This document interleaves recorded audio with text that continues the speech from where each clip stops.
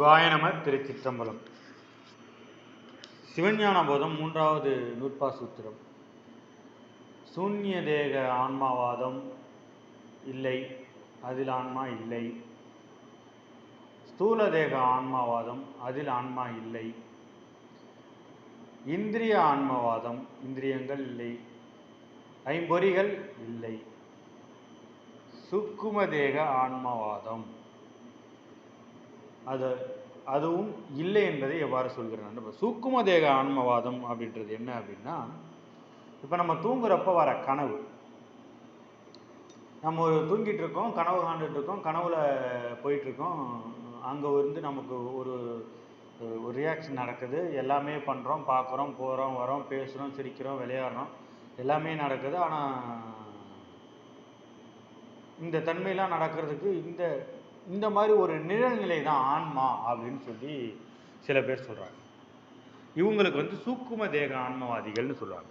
இதை மெய்கண்டார் மறுக்கிறார். இதுவும் கிடையாதுங்க.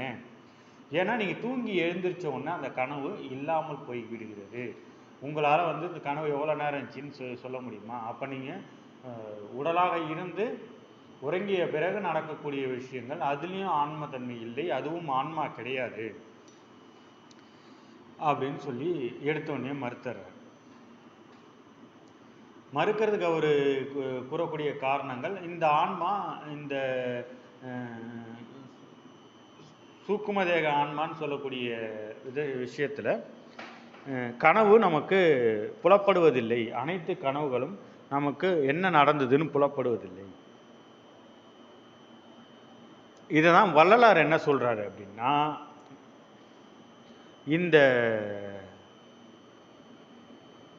விழித்திரு, தனித்திரு, பசித்திருன்னு சொல்றாரு இல்லையா, அந்த விழித்திரு என்கின்ற கோட்பாடு தான் இந்த சூக்கும தேக ஆன்மவாதிகள்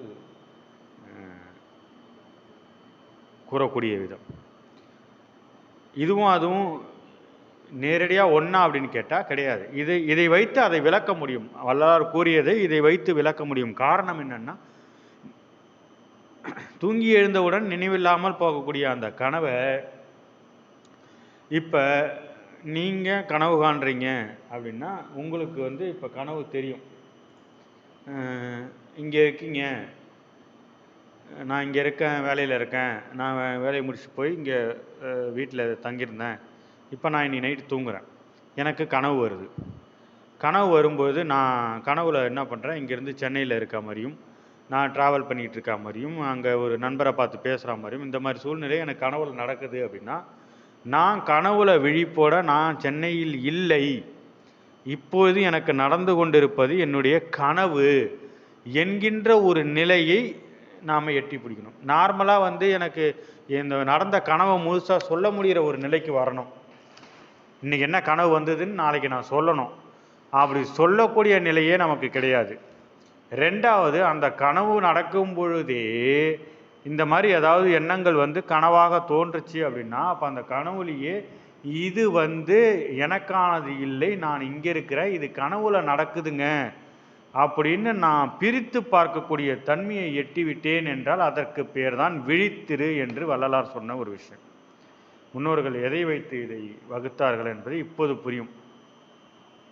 அப்போ அந்த விழிப்பு நிலையை நம்ம இப்போ நான் பேசிக்கிட்டு இருக்கும்போது முன்னாடி என்ன பேசுனீங்கன்னா, முன்னாடி நான் சொல்லிடுவேன், நான் முன்னாடி இந்திரிய பேதவா ஆன்மவாதத்தை மறுத்தார் அப்படின்னு சொல்லி பேசிக்கிட்டு இருந்தேன், இப்போ சூக்கும தேக ஆன்மவாதத்தை பற்றி பேசிகிட்டு இருக்கேன்னு என்னால் சொல்ல முடியும்.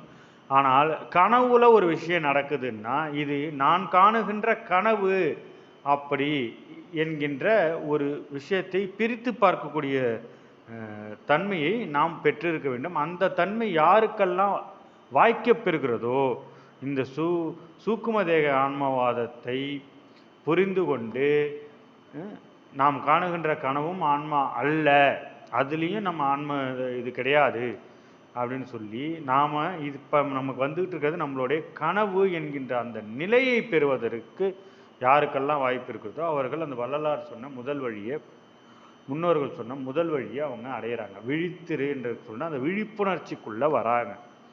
அடுத்தடுத்து என்ன ஆன்மவாதத்தை மெய்கண்டார் மறுக்கிறார்.